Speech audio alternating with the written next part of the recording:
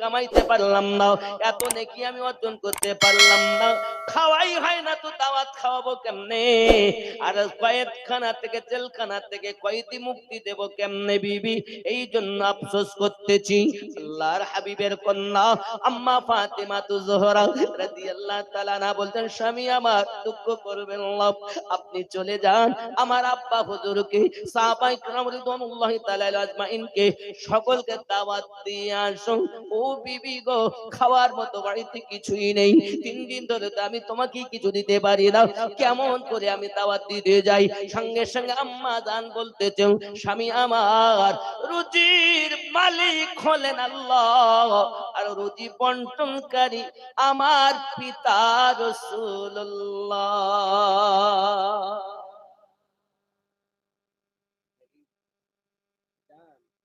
रोजी खुदा ने दी है, खिलाते हैं मुस्तफा, रोजी खुदा ने दी है, खिलाते हैं मुस्तफा, रोजी खुदा ने दी है, खिलाते हैं मुस्तफा, दुनिया है खुदा की, चलाते हैं मुस्तफा।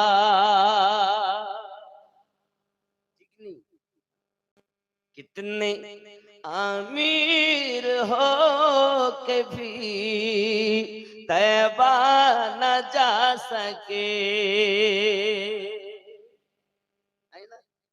পয়সা আছে সব ঘটকন্ডি বুঝি 5 লাখ ব্যয় হবে, ওমরা করতে গেলে 1 লাখ 20 ব্যয় হবে, দেব না। कितने आमिर हो के भी तैबा न जा सके, कितने आमिर हो के भी तैबा न जा सके,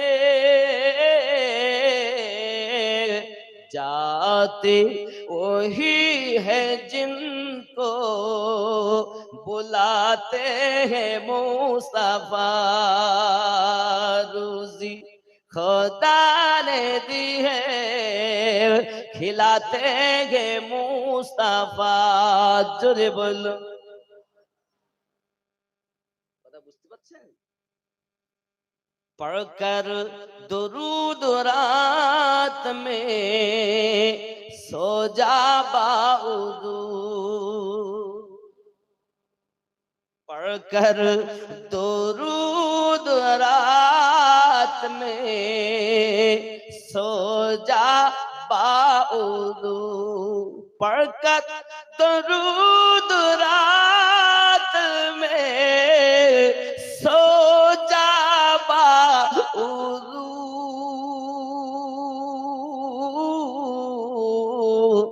मैंने सुना है ख्वाब में आते हैं मुस्तफा,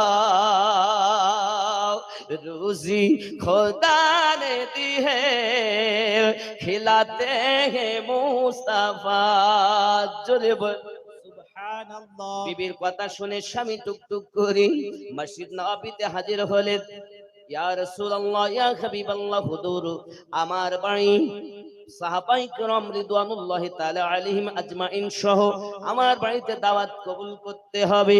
প্যারা নবী প্যারা জবান মোবারকায় বললেন, আলী আপনার দাওয়াত কবুল করে নিলাম।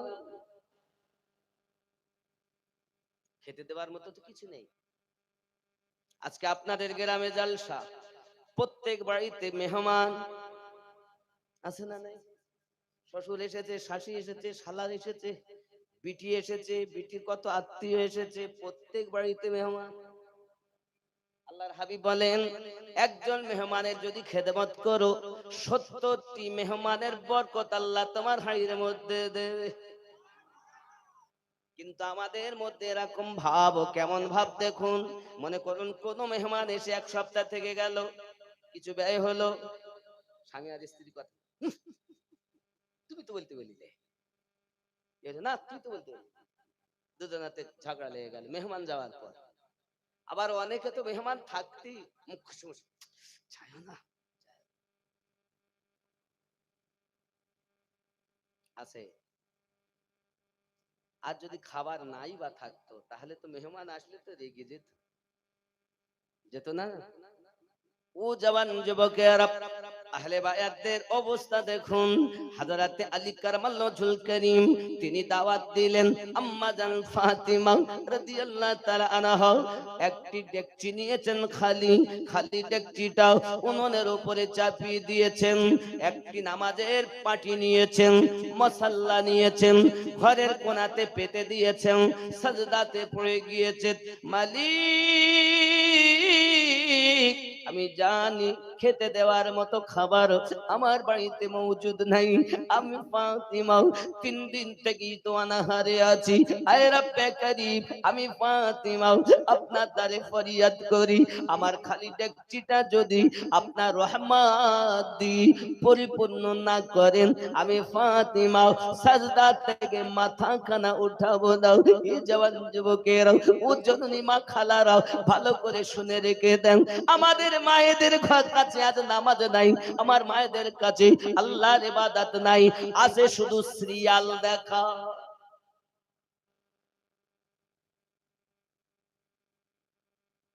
শুটিং শাটিং ফিটিং, কাঁধে বেড়েছে সিফটি পিনার হুকিং, ঘাড়ে ঝুলিয়েছে ধেনাচিকা ছোট একটি ব্যাগ, ছেলেরা তোরা ঘুরে ঘুরে আমার দিকে দেখ, লাম খালি মিম খালি নুনের পেটে এক নোক্তা, ওরমা ফাঁকা নিমতলা খালি কপালেতে এক নোক্তা, একই বড় বিহায়া, এই মায়ের পেটে কখনো আশিকে রসুল জন্ম নিতে পারে না। এখনকার আবহাওয়া কি জানেন, পেটে বাচ্চা যাওয়া থেকে ডাক্তার দেখা, মরি গেল, গেল,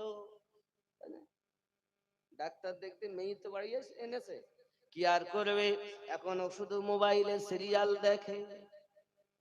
সন্তান যখন হলো, এখনো যখন ছোটবেলা থেকে চলছে মোবাইল দেখতেছে, পেটে থাকাকালীন দেখেই বাবা আমার এখন দুনিয়ায় এসেছে, খেতে দিতে গেলে খায় না, আগে মোবাইল চালাও তারপর খাবে, ঠিক না? मैंने कब कहा कि मुझे दुनिया कमाल दे, मुझको गधा बना के मदीने में डाल दे,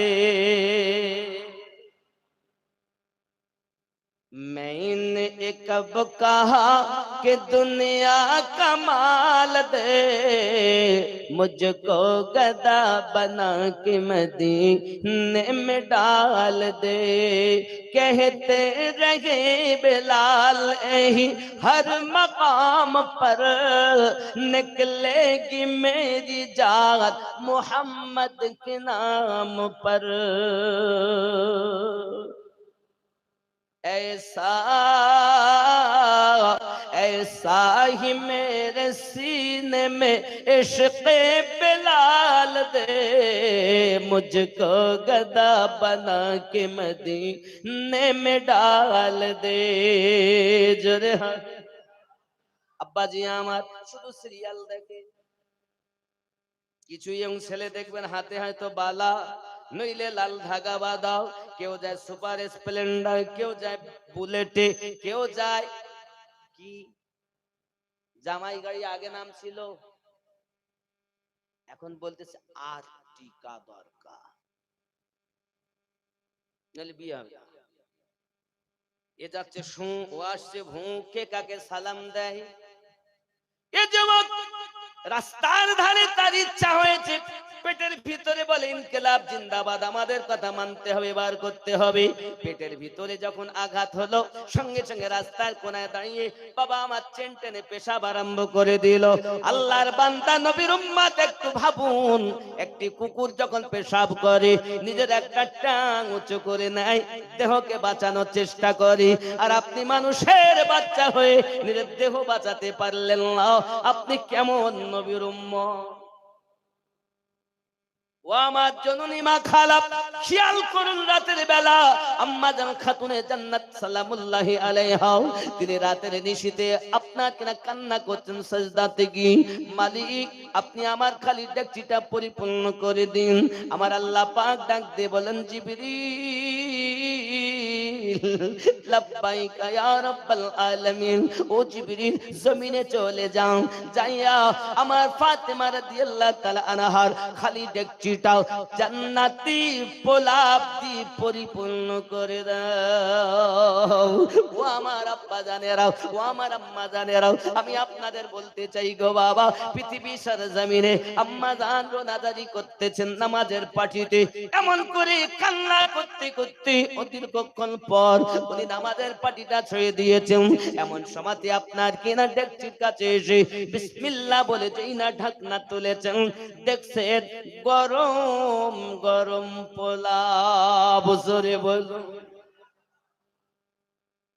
কিসের বিনিময়? নামাজের সাজদার বিনিময়। আর আমাদের মায়েরা নামাজও পড়ে না, সন্তান ঢিসুম মারাও কেউ করে না। আজ থেকে তওবা করো, সিরিয়াল দেখবো না। যদি মোবাইল ঘরে থাকি, আল্লাহ আল্লাহ রাসূলের বাণী শুনবো, গজল শুনবো, নাচ শরীফ শুনবো, মানকাবাত দেখবো, কোরআন মাজিদ ডাউনলোড করে পড়বো, কিতাব ইসলামিক কিতাব ডাউনলোড করে পড়বো, সিরিয়াল দেখবো না, সিনেমা দেখবো না, গান সিনেমা দেখবো না। জননী দুনিয়া থেকে চলে যেতে হবে মা, কেউ দুনিয়াতে থাকবে না বাবা। আমি আপনাদের অনুরোধ করি, একটুখানি নিজেকে পরিবর্তন করুন, একটুখানি পরিবর্তন করুন, কারণ দুনিয়াটা ক্ষণস্থায়ীর দুনিয়া। প্যারা রাসূল সাল্লাল্লাহু আলাইহি ওয়াসাল্লাম প্যারা জবান মোবারকের ইরশাদ করেছেন, দুনিয়া মাসিরাতুল আখিরা, দুনিয়াটা হলো আখিরাতের খেতিবাড়ি। এই খেতিবাড়ি করতে গিয়ে এমন ভুল করবেন না যে আপনার আখিরাত বরবাদ হয়ে যায়। কারণ আমার আপনার নবী আমাদের জন্য আজও কান্না করতেছেন, আমরা করি গুনাহ, কান্না করে যাচ্ছেন আমার নবী মুস্তাফা। কাঁদেন না? এজন্য তো গজলে বলেছি, দিন রাত কাঁদি শুধু নবীকে পেতে, মোদের জন্য কাঁদেন নবী ওই মদিনাতে। হায় হায় মোদের জন্য কাঁদেন নবী, মোহাব্বতে মোদের জন্য কাঁদেন নবী ওই, একটু সবাই বলুন, মোদের জন্য কাঁদেন নবী ওই, খুব মোহাব্বত। দিন রাত কাঁদি শুধু নবীকে পেতে, মোদের জন্য কাঁদেন নবী ওই মদিনাতে।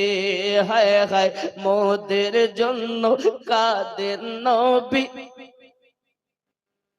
আমি যাব কবরেতে, কেউ তো যাবে না, 2-3 দিন কাদার পর মনে রাখবে না।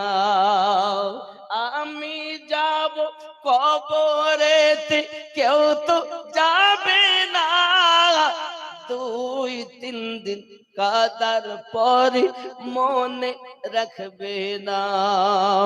উম্মতের দরদি নবী পারেন না সইতে, মোদের জন্য কাঁদেন নবী নাতে।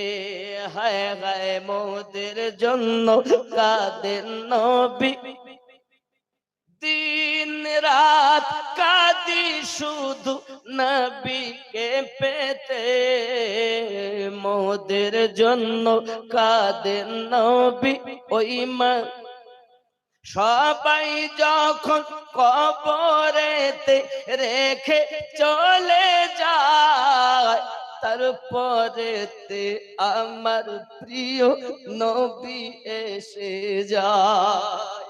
সবাই যখন কবরেতে রেখে চলে যায়, তারপরে আমার প্রিয় নবী এসে যায়। উম্মতের দরুদি নবী, উম্মতের দরুদি নবী আসেন কাঁদিতে, মোদের জন্য কাঁদেন নবী নাতে।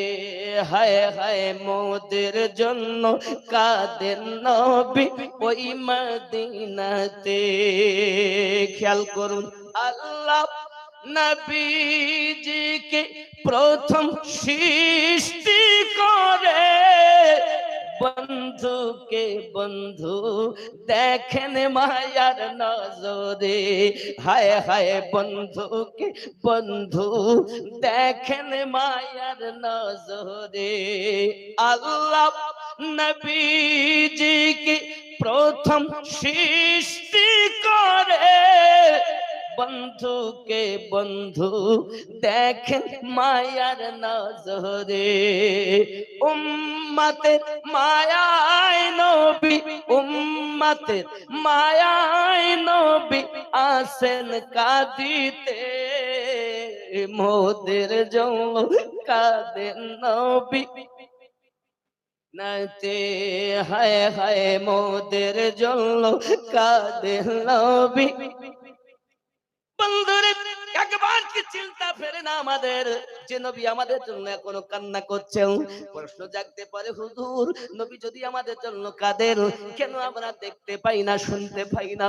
বাবা আমার নবী পাকের কান্না শুনেছেন যারা, ইমাম গাজ্জালি হুজুরের মতো ব্যক্তি হলেন তারা। আমরা কানে শুনতে পাবো না, আমরা কান থাকতেও কালা। আল্লাহ পাক বলেছেন খাতামাল্লাহু আলা কুলুবিহিম ওয়া আলা সামইহিম ওয়া আলা আবসারিহিম গিশাওয়াতু ওয়া লাহুম আযাবুন আযীম।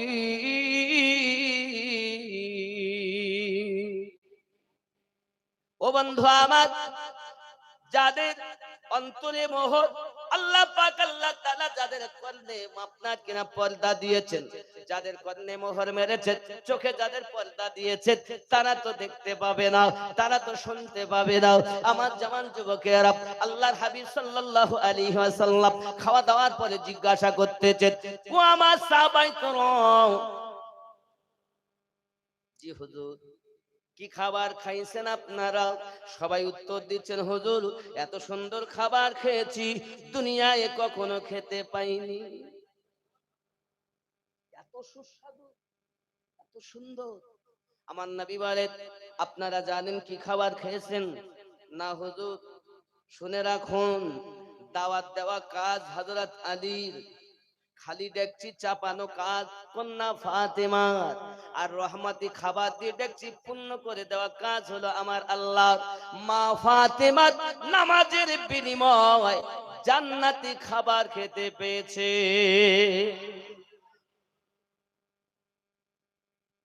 কি গো, জান্নাতি খাবার খাওয়াচ্ছেন কে? খাতুনে জান্নাত, তিনি হলেন জান্নাতি, সমস্ত মায়েদের সরদারিনী। জোরে বলি আব্বাজি আমার সোনা মানিকেরা, শুধু এতটুকুই নয়, পৃথিবীর সরজমিনে আরো কিছু আপনার বলা হয়। আমার নবী পাক উঠে গেলেন, গিয়ে ডেকচিটা দেখতেছেন এক সামিস পরিমাণ খানা কমতি হয় নাই। আরো জোরে বলুন সুবহানাল্লাহ। বন্ধু আমার, আম্মা ফাতিমাতুজ জোহরা রাদিয়াল্লাহু তাআলা আনহা নামাজের সাজদা দেওয়ার পরে এমনি করে আপনার কিনা খাওয়া দাওয়া কমপ্লিট হয়ে গেল, আবার নামাজের পাটি নিলেন, সাজদার ভিতরে আবার পড়ে গেলেন। আয় রব্বে করিম, আপনার কাছে আমার ফরিয়াদ, আপনি 1000 জাহান্নামী তাদেরকে যদি জান্নাতি না বানান, আমি ফাতেমা সাজদাতে মাথা রেখেছি, আর মাথা তুলব না। ইজ্জত আলে পাকের কেমন? হে বাবা, আল্লাহর হাবিব সাল্লাল্লাহু আলাইহি ওয়াসাল্লামের কলিজার টুকরা যখন নামাজের পাটি পেতে আবার এমনি করে দোয়া চাচ্ছেন বাবা, ইনি করেছেন কি? আপনার নবী পাকের কদমের বিনিময়ে গোলাম আজাদ করেছেন, আর ইনি জাহান্নামীকে জান্নাতি বানাতে চাচ্ছেন। লা ইলাহা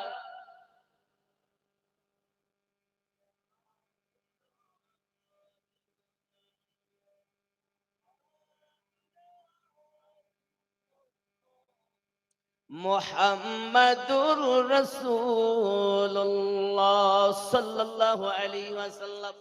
কথা বুঝতে পারলেন? তাহলে নামাজের সাজদা দিয়ে জান্নাতি খাবার, আবার নামাজের ভিতরে গিয়ে পাটি পেতে কি বলছেন? জাহান্নামীকে জান্নাতি বানান, নাকি? আর আমাদের ঘরে নামাজও নাই, যাকাতও নাই, রমজানের রোজাও নাই। আব্বাজি আমার আছে কি?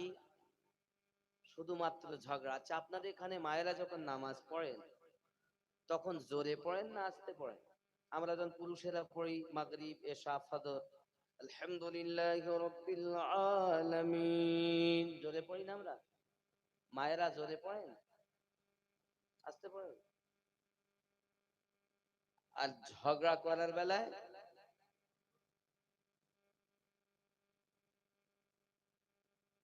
তার মানে কি? নামাজ শিক্ষা দিয়েছে মায়েদের গলার আওয়াজটাকেও পর্দা, নাকি?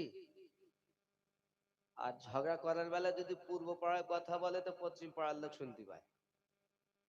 কোন মা যদি ঘরের ভিতরে কথা বলে, তার গলার আওয়াজ যদি আগুনের লোক শুনতে পায়, মানে উঠোনের লোক শুনতে পায়, চালির লোক শুনতে পায়, জিহ্বাটা টেনে টেনে এত লম্বা করা হবে যে জাহান্নামী মানুষ তার জিহ্বার উপর দিয়ে চলাচল করবে।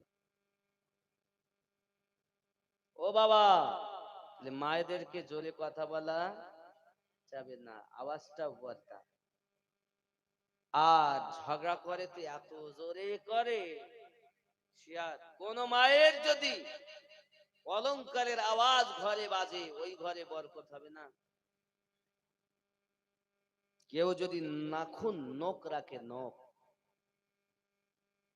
ঘরে বরকত নাই।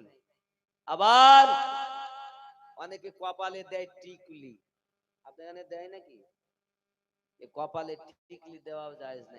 এইখানে আল্লাহর সাজদা দেওয়া হয় কপাল দিয়ে, না কপাল দিয়ে, আর আপনি সেইখানে টিকুলি দিচ্ছেন, দিবেন না। একজন আবিদা জাহিদা নেককারিনীর জন্য এটা নয়। মা ভালো হলে ছেলে ভালো হবে, জন্য মায়েদেরকে বেশি বলছি। বৃক্ষ তুমি কেমন ফলে তোমার পরিচয়। আজ শরিয়াতের আমল করতে বলো, এসব কিছু হয় কেন? আমাদের মধ্যে ইসলামী কালচার নেই। কি নেই? কি নেই? ইসলামী কালচার। আমরা যদি বলি ছেলেটাকে মাদ্রাসায় দেবো, তাহলে মাদ্রাসা দেওয়া যাবে না। যে মাদ্রাসা করা ভালো না খারাপ? এক লোকে তিন ছেলে। কয় ছেলে বললাম? তো বলতে এক কাজ করো, বড় ছেলেকে আমি ইঞ্জিনিয়ার বানাবো। ঠিক আছে, বানাও। মেজে ছেলেকে কি করবো? তাহলে মেজে ছেলেকে আমি ডক্টর বানাবো। স্ত্রী বলছে এক কাজ করো, 4 নম্বরে আমার মনের ইচ্ছা ছোট ছেলেকে একটু মাদ্রাসায় দাও। মাদ্রাসায় দিলে বেতন কম, 7,000 8,000 টাকা বেতন দেবে, 6,000 টাকা বেতন দেবে, ওতে সংসার চলে। তা যাক, তুই যখন অতই অনুরোধ করছিস, তোর কথা একটা মাদ্রাসায় দেই, একটা ইঞ্জিনিয়ার হবে, একটা ডাক্তার হবে, আমার চিন্তা নেই। এখন বড় ছেলে ইঞ্জিনিয়ারিং পাশ করেছে, মেজো ছেলে ডক্টরেট হয়েছে, ছোট ছেলে মাওলানা হয়েছে। তিনজনা বাড়ি আসবে, সম্মুখে ঈদ, বাড়ি আসবে। এখন স্বামী বলছে, বিবি এক কাজ করো, একটু পরীক্ষা করি কোন ছেলে কেমন শিক্ষা অর্জন করেছে। ঠিক আছে, ভালো। এখন স্বামী করেছি কি, ওই যে পাকা ঘরের দেখবেন স্টার ছাদ আছে, আছে না? তাকে কি নাম বলে? সানসেট। সানসেট বলে না? ওর নাম আমি দিয়েছি স্টার ছাদ। এখন স্বামী বলছে, বিবি আমি ওই স্টার ছাদে একটু লুকিয়ে থাকবো, আর ছেলেরা একের পর এক আসবে, তুই বাহানা করে কাঁদবি যে স্বামী আমাকে মেরেছে, দেখি কে কি করে। কিন্তু আমি যে এখানে লুকিয়ে আছি তুই বলবি না। বলি তোর আব্বা কোথায় গেছে আমি বলতে পারবো না। প্রথম নাম্বার ইঞ্জিনিয়ার, লোহা লক্করের কাজ, দয়া মায়া কম। বাড়ি আসছে, দরজায় মা, মা, মা দরজা খুলেছে, বাবা ইঞ্জিনিয়ার বাড়ি এসেছো? এসেছি। মা কাঁদছে। ছেলে বলছে, ইঞ্জিনিয়ার বলছে, কি হয়েছে বাবা, কি হয়েছে মা, কাঁদো কেন? বাবা তোর আব্বা আমায় মেরেছে বলে কাঁদি।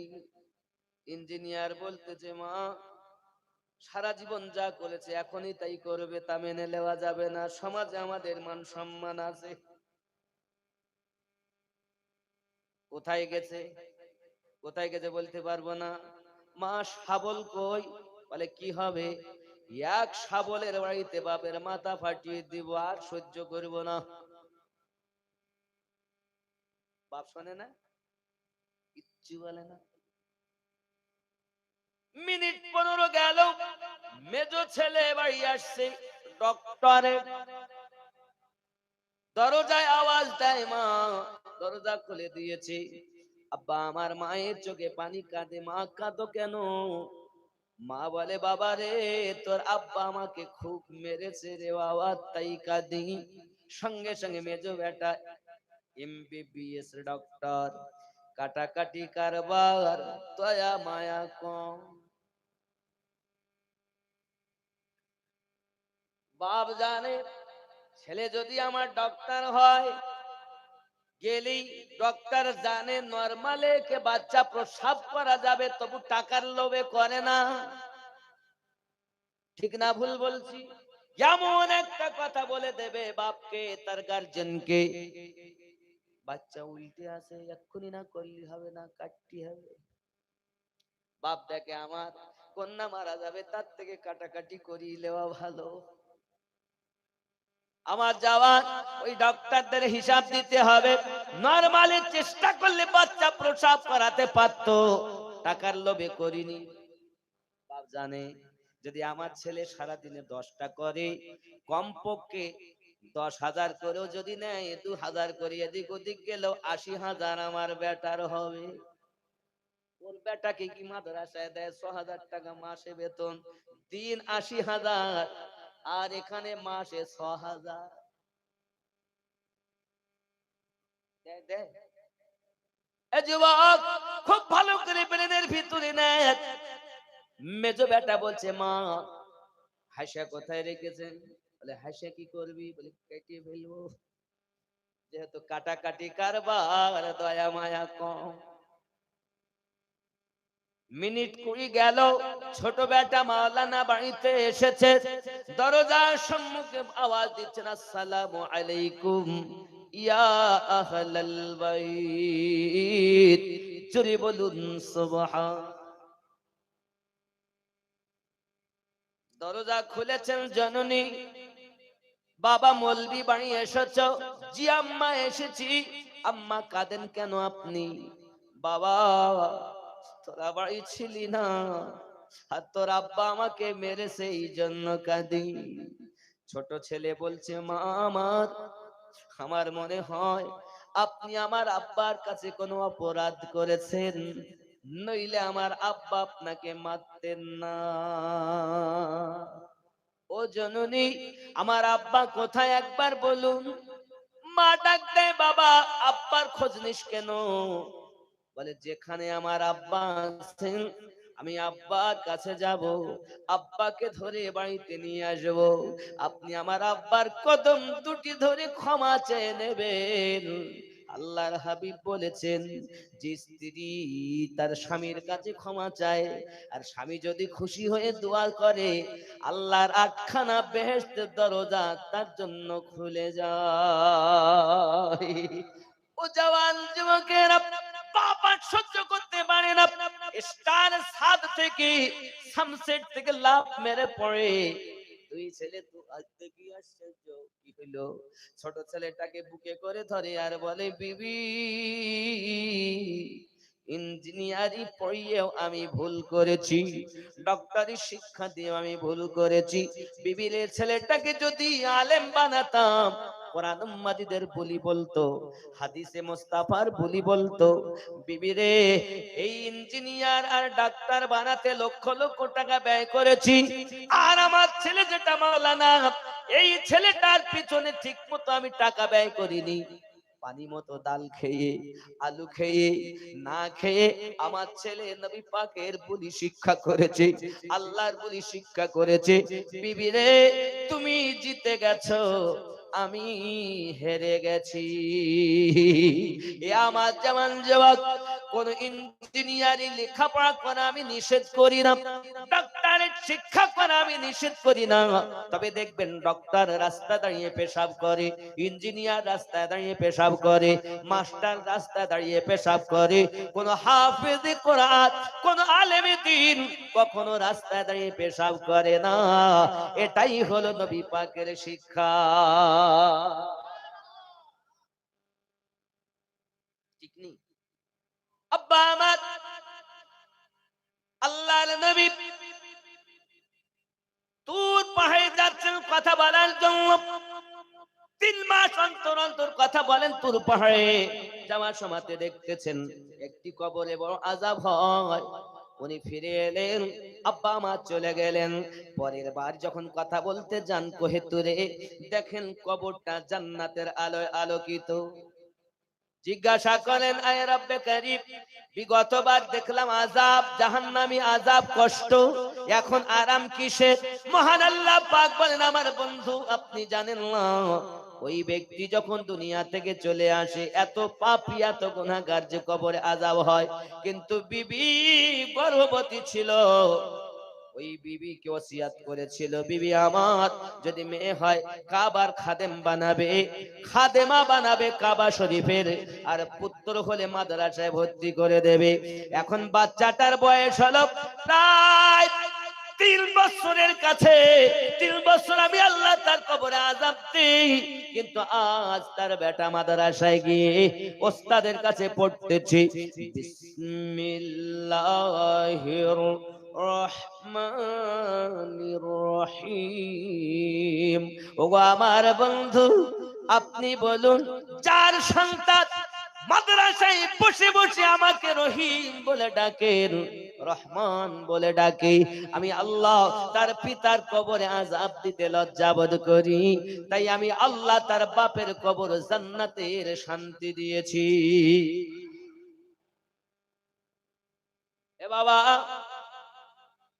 আল্লাহর ওলি শরীফুদ্দীন তিবরিজি রহমাতুল্লাহ আলাইহির দরবারে অনেক জায়গা শিক্ষা প্রতিষ্ঠান একটা করা আপনাদের জন্য অপরিহার্য।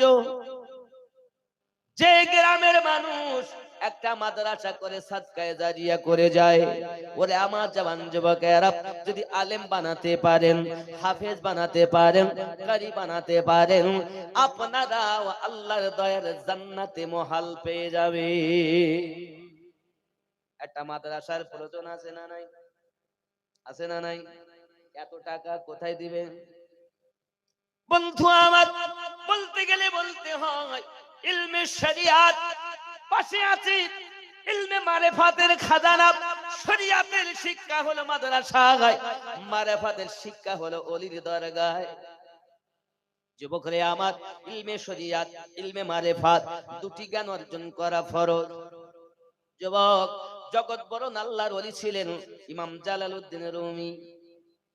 বলবো কথাটি, ইমাম জালালউদ্দিন রুমি মাদ্রাসায় পড়াচ্ছেন বাবা, হাদিস, ফিকহ, শাস্ত্র, ইলমে আপনার কিনা ইলমের নূহ, ইলমুস সাদ, এলাকার দূর দূরান্ত থেকে মানুষ আসে ওনার কাছে ফতোয়া নিতে। বাপ বন্ধু আমার, হঠাৎ করে একদিন দরবারে পড়াচ্ছেন, এক পাগল এসে হাজির। পাগল এসে জিজ্ঞাসা করছেন ফালুক ফুলুক করে, চিজ এগুলো কি?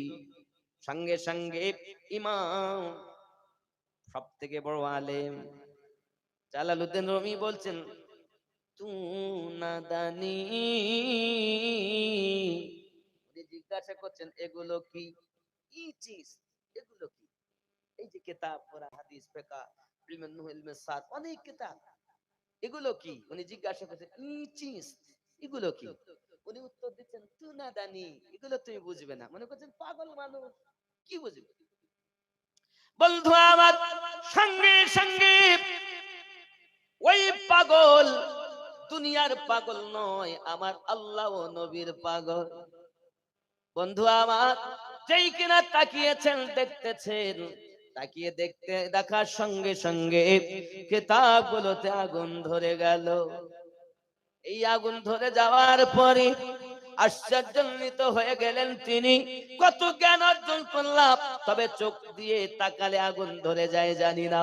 আরো একটা বর্ণনা এসেছে, শামসুদ্দিন বাবা আমার ইমাম জালালউদ্দিন রুমি যখন ওখান থেকে উঠলেন, উঠে যখন নাস্তা করতে গেলেন, ওই পাগলে করেছে কি জানেন? সমস্ত কিতাবগুলো নিয়ে পাশে ছিল কুয়া, কুয়াতে ফেলে দিয়েছেন। হুজুর মেচে গেল, হুজুর কিতাব ফেলে দিয়েছে পাগলে। আগেই বলেছে পাগল কিছু বোঝে না, জানে না, জানে না। হে বাবা, যখন তাকে মারার জন্য উদ্যত, সঙ্গে সঙ্গে সেই পাগলে ওপর থেকে হাত লম্বা করে আর কুয়ার নিচ থেকে কিতাব উঠিয়ে দেন। বড় আশ্চর্যান্বিত হয়ে গেল সবাই। কারণ কি? কিতাবে পানিতে কিতাব ফেলা হলো, কিন্তু কিতাবে এক ফোঁটা পানি লাগেনি। কিতাবে ঝাড়া মারে, তার ভিতর থেকে ধুলা বার হয়। জোরে বলুন সুবহানাল্লাহ। সঙ্গে সঙ্গে আল্লামা জালালউদ্দিন রুমি বলতেছেন ইচিস, এ জ্ঞান কি জ্ঞান? তিনি বলছেন তু না দানি, এটা যে কি বিদ্যা আপনিও বুঝবেন না। আল্লামা জালালউদ্দিন রুমি বলেন তাহলে আমার প্রয়োজন এই জ্ঞান অর্জন করব। তিনি বললেন যদি অর্জন করতেই হয় তাহলে আরামের বিছানা ত্যাগ করেন, আর এসব কিতাব কোরআন শরিয়াতি বিদ্যা বাদ দিয়ে মারেফাতের ডুবুরি হয়ে যান। তিনি কে ছিলেন? আল্লামা শামসুদ তিবরিজি রাহমাতুল্লাহ আলাইহি। জোরে জোরে বলি সুবহানাল্লাহ। সেই তিবরিজি নামে আপনাদের শরীফুদ্দিন তিবরিজি। হে যুবক আমার, পৃথিবীর সরজমিনে আমি আপনাদের বোঝাতে চাই বাবা, ইলমে তাসাউফ, ইলমে মারিফাতের দুনিয়া ও আশ্চর্যজনক। এই পথে যখন আপনি একটু বুড়ি হয়ে যাবেন, দুনিয়া আপনার কাছে কাঁটার মতো ঘুরতে থাকবে। আসলে আমাদের মধ্যে না আছে ইলমে শরিয়াতের জ্ঞান, না আছে ইলমে মারিফাতের জ্ঞান। যেদিন আপনি কামেল পীরের কাছে বায়াত হয়ে শিক্ষা মোতাবেক কাজ করবেন, সেই দিন পাবেন আপনি আল্লাহ ও আল্লাহর নবী। মাদ্রাসা খেয়াল করেন, আপনাদের এই গ্রামে একটা মাদ্রাসা করুন। অনেকে বলে হুজুর, আচ্ছা জালসা দেওয়া ওরস করা ভালো না খারাপ? ভালো না? অনেকে বলছে ওরস করা যাবে না, বলেন কেন বলছে জানেন? বাবা আমার, ওরস বলেন, জালসা বলেন।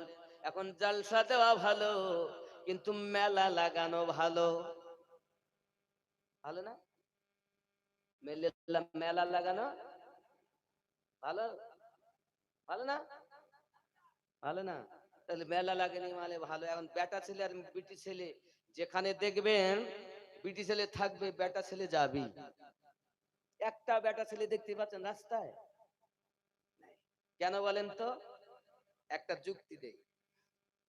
যার বাড়িতে দেখবেন বিটি ছেলে থাকে, তার বাড়ির সামনে বেটা ছেলেরা যাওয়া আসা করে। হঠাৎ দেখো অচেনা ছেলে মিলে মোটরসাইকেলে ঘুরে, আরে খোকা তোদের বাড়ি কোথায়? তো ওই পাড়ায়। কেন কি?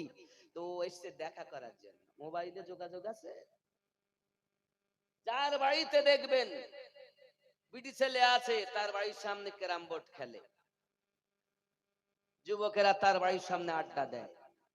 মাঝে মাঝে দেখবেন যদি একবার ভাবি বেরিয়ে যায়, তখন বলছে ম্যাও আও, বসো গল্প করে যাও, তুমি আমাদের সরকারি ভাবি কার ভয় পাও ম্যাও। যার বাড়িতে মাছ রান্না করা দেখবেন মাছ আনে, এই মাছের গন্ধ পেয়ে বিলাই কিন্তু তার বাড়ির সামনে ম্যাও ম্যাও করে, করে না? এই রাগ করছে? আমি গজল বলছিলাম, তো গজল বলা যাবে না, বললাম না, কোনো অসুবিধা নেই, বললাম না, কোনো অসুবিধা নেই।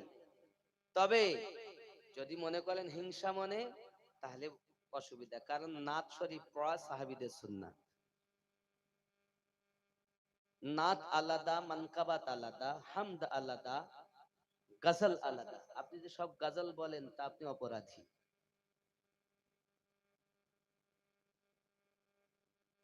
এজন্য আমি বলি, যখন কোনো পীরের সামনে বসবেন তো দিল সামিলিয়ে বসবেন, আর যখন কোনো মৌলবীর কাছে বসবেন তো জবান সামিলিয়ে বসবেন। এখন বাপজি কি কথা বলছিলাম, মাছ তার বাড়ি দেখবেন তার বাড়ির সামনে বিলাই ঘরে। এখন মনে করুন জালসা, মাছ আপনার বেছে কুটে রান্না করে ঝোল করে রেখে এসেছে, চাল জালসা শুনে তাই খাবো।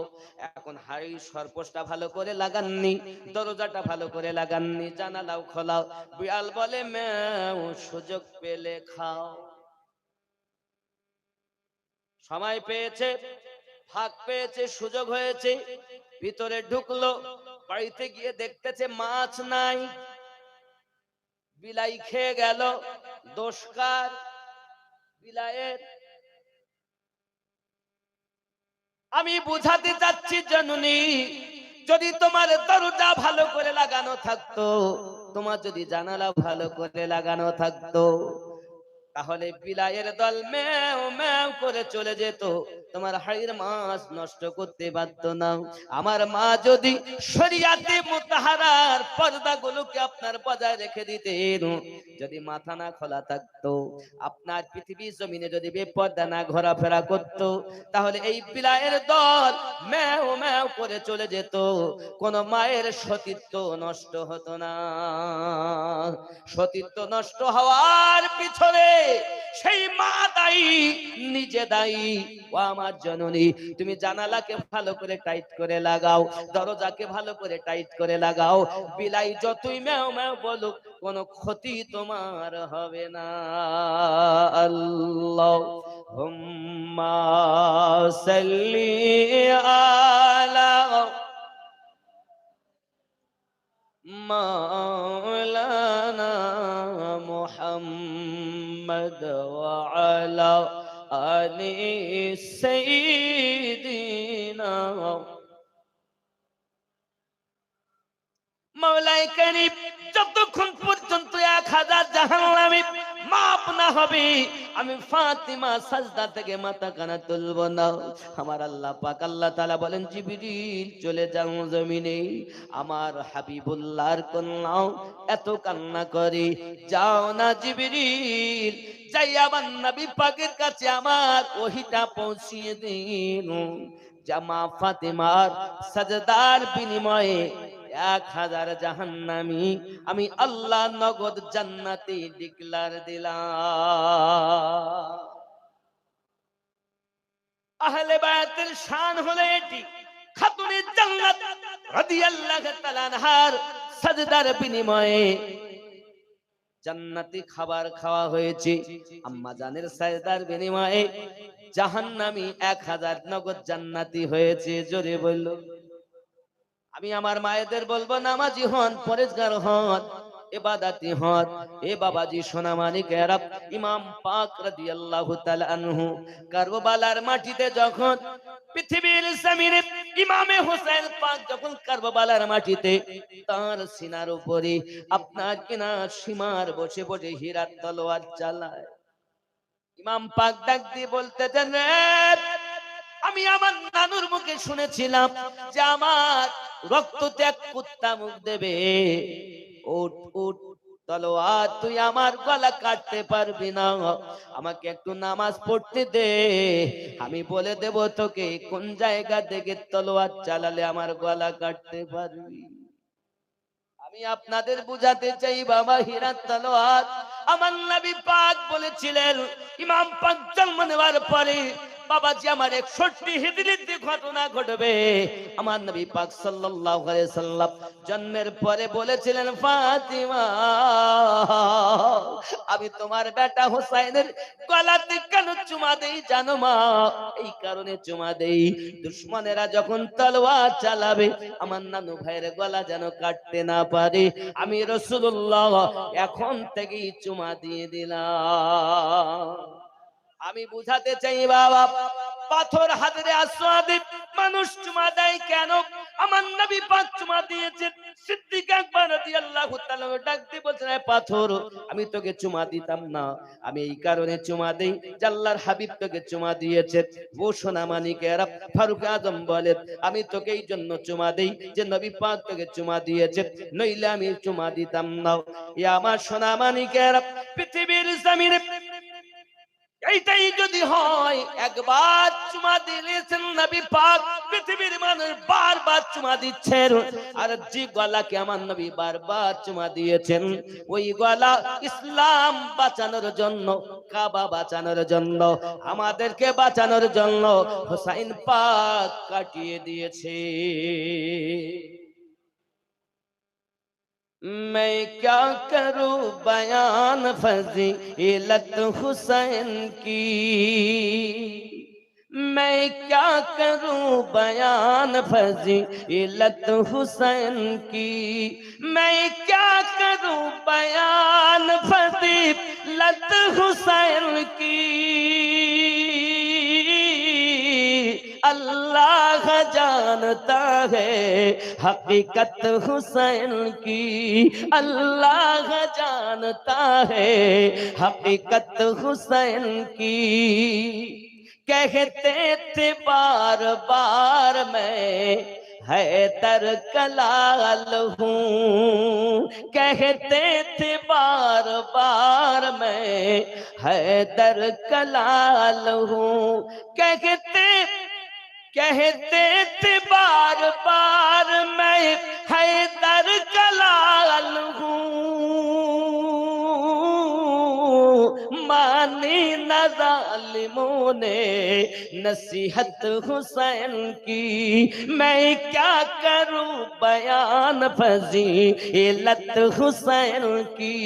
अल्लाह जानता है हकीकत हुसैन की।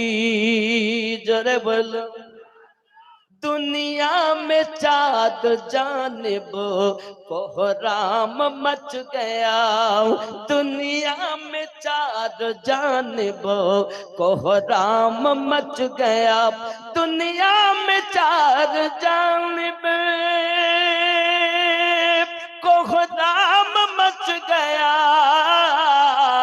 करबल में जब हुई थी शहादत हुसैन की, करबल में जब हुई थी शहादत हुसैन की, मैं क्या करूं बयान फजीलत हुसैन की, मैं क्या करूं बयान फजीलत हुसैन की।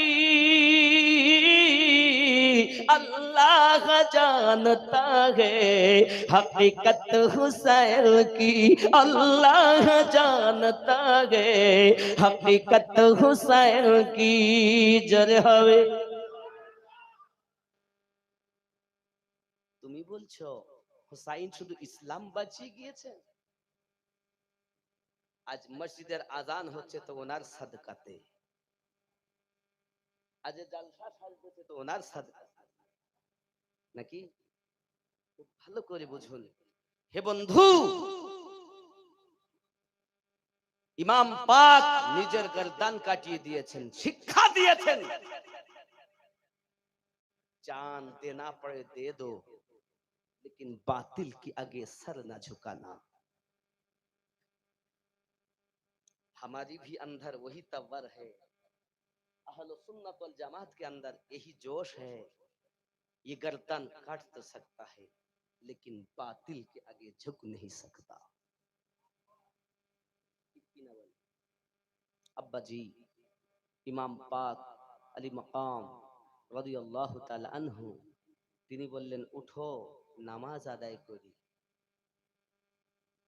চতুর্দিকে দুশ্মন, তলোয়ারের আঘাতে, তীরের আঘাতে দেহ ক্ষত বিক্ষত, তারপরও নামাজের কথা বলতেছে।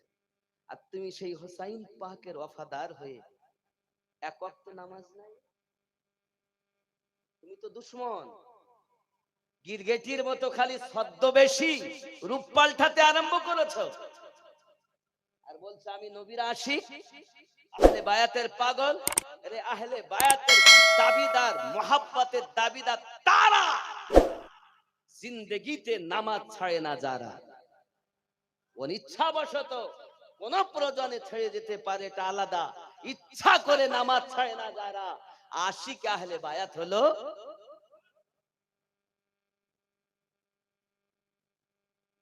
এই বেটা নামাজ নেই, ইনি নামাজের কথা বলছেন, আরে বেটা নেই। ইমাম পাক নামাজ পড়লেন, নামাজের জন্য দাঁড়িয়েছেন, কিয়াম করেছেন, রুকু করেছেন, সাজদাতে গেছেন, সাজদা করতে মানুষ দেখেছেন কিন্তু মাথা তুলতে কেউ দেখেনি। ওই হালাতেই তিনি তেনার গর্দান কাটিয়ে দিলেন আমাদের জন্য। তাহলে ওলিয়া উলিয়া এলো কেমন করে? ইসলাম তো ওখান থেকেই শেষ। শুধু ইমাম পাকের একটি বেটা ছিলেন জাইনুল আবেদিন রাদিয়াল্লাহু তাআলা। দুশমনেরা, এজিদের সেনারা তাকেও পর্যন্ত ছাড়তে চায়নি।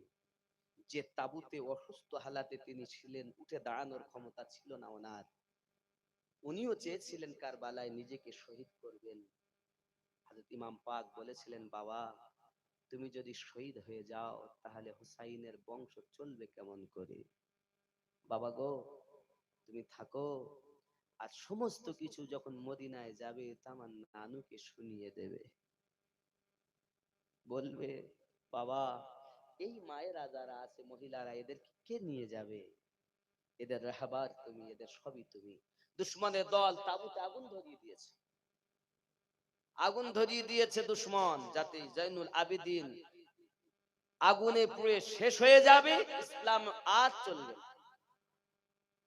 এই চিন্তা ভাবনা যখন তাদের, তাবুতে আগুন ধরানো হয়ে গেছে, দাও দাও করে জ্বলছে আগুন, আমার নবী পাকের জিগার পারা হযরত আলী কাররামাল্লাহু ওয়াজহুল কারীমের কলিজার টুকরা, মা ফাতেমার নয়নের তারা, হযরত যায়েনাব রাদিয়াল্লাহু তাআলা আনহা, ইমাম হুসাইন পাকের আপন বোন, নিজের জীবনকে পরোয়া না করে ওই আগুনে ঝাঁপ দিয়ে পড়েছেন।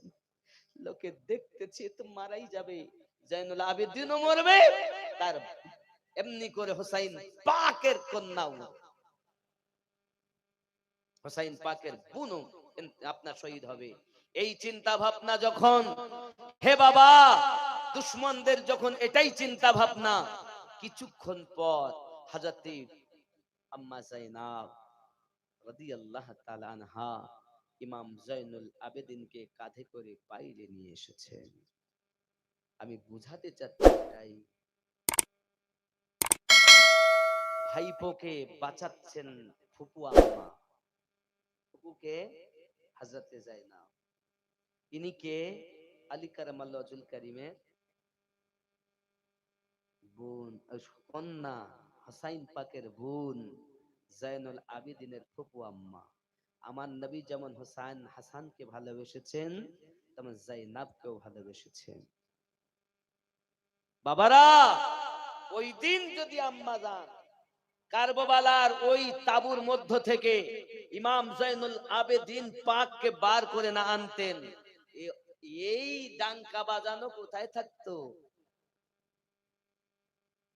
আল্লাহ তার শুকরিয়া আদায় করি, হযরত যায়েনাব রাদিয়াল্লাহু তাআলা আনহা জাইনুল আবেদিনকে এনে দিয়ে আজ বেলায়াতের সমস্ত কিছু চলছে, ইসলাম চলছে। দেখেন ইমাম হাসান পাকের এক ছেলে হাসানে মুসান্না থেকে, আর ইমাম জাইনুল আবেদিনে ইমাম হুসাইন পাকের সন্তান জাইনুল আবেদিন থেকে ইসলামের দুটোই রূপ চলতেছে, কিয়ামত অবধি চলবে। জোরে বলুন इस्लाम तेरी बाप की दी हुई दीन नहीं है, ये रब की दी हुई धर्म है, मुस्तफा ने प्रचार की है। इस्लामेर आरेक नाम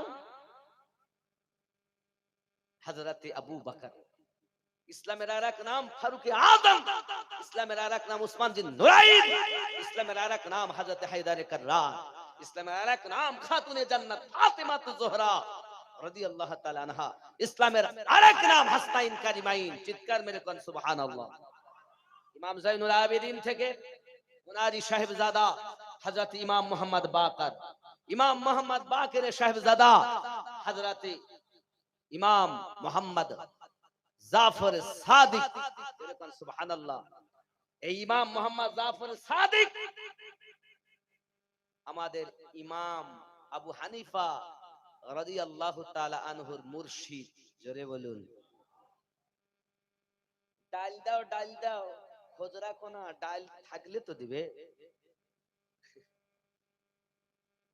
ইমাম আজমের যখন 68 বছর বয়স, তো কেউ জিজ্ঞাসা করে যে হুজুর আপনার বয়স কত? তো হুজুর বলছেন আমার বয়স 2 বছর। জিজ্ঞাসা করে হুজুর আপনি কি কথা বলছেন, আমরা তো দেখে বুঝতে পারছি আপনার বয়স অনেক, আপনি আমাদের সঙ্গে মজাক করছেন। ইমামে আজম বলছেন না না না, আমি মজাক করি না। ইতিপূর্বে আমার 66 বছর বেকার হয়ে গেছে, 2 বছর আমি ইমাম মোহাম্মদ জাফর সাদিক রাদিয়াল্লাহু তাআলা আনহু গোলামি করতে পেরেছি। এই 2 বছরে আমি ইমামে আজম নিজেকে মানুষ বলে পরিচয় দিতে পেরেছি। এই জন্যই বলেছি আমার বয়স 2 বছর। আমার প্রথম কথা হিসাব করেন, আল্লাহ যাকে হেদায়েত দেন সেই হেদায়েত পায়, আল্লাহ যাকে হেদায়েত না দেন পথ প্রদর্শক আউলিয়াকে মুর্শিদ রূপে পাবে না। তা আমাদের ইমামে আজম মুর্শিদ পেয়েছেন। ওনার মুর্শিদকে ইমাম মোহাম্মদ জাফর সাদিক রাদিয়াল্লাহু তাআলা আনহু আলাইহিস সালাম। জোরে বলুন সুবহানাল্লাহ। আলাইহিস সালাম বলা জায়েজ, তা বলে এগুলো নবীদের জন্য খাস, এগুলো বলা জায়েজ আছে। আমরা বলি না যে বলা যাবে না, কিন্তু তাই যেন এটা না মনে করে শুধু আলাইহিস সালাম হুসাইন আলাইহিস সালাম বলা যায়।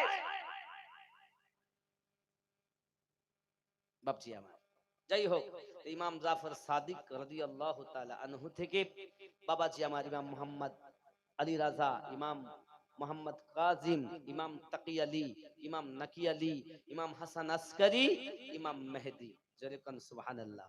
এখানে আরো একটা নোকতা বলি, যখন ইমাম জাইনুল আবেদিন গদিতে,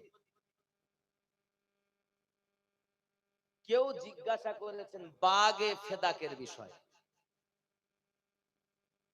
বাগে ফেদাকের বিষয়। আম্মা খাতুনে জান্নাত রাদিয়াল্লাহু তাআলা আনহাকে যে বাগে ফেদাক সিদ্দিক একবার খেয়ে নিয়েছেন বলে না, তো ওটা কিন্তু খুব বেশি জায়গা নয়, মাত্র অল্প জায়গা, তার মধ্যে 11টা খেজুর গাছ ছিল। কয়টা? 11টা খেজুর গাছ। আর এই 11টা খেজুর গাছ মুফতি সাহেব জানবেন, আলেম ওলামারা জানবেন আমি কি বলতে চাচ্ছি। এই 11টা খেজুর গাছের যে জায়গাটা ছিল, এই খেজুর হতো আল্লাহর হাবিব সাল্লাল্লাহু আলাইহি ওয়াসাল্লাম মুসলমানদের মধ্যে তাকসিম করতেন। যেরকম সুবহানাল্লাহ। আর সেই নেমে চলে আসতেছেন, এখন জাইনুল আবেদিনও সেটাই করেছেন যেটা মুস্তাফা করেছেন, যেটা আবু বকর সিদ্দিক রাদিয়াল্লাহু তাআলা আনহু করেছেন। 12 ইমামের একটি ইমামও আবু বকর রাদিয়াল্লাহু তাআলা আনহুর প্রতি যে মিথ্যা আরোপ দেননি,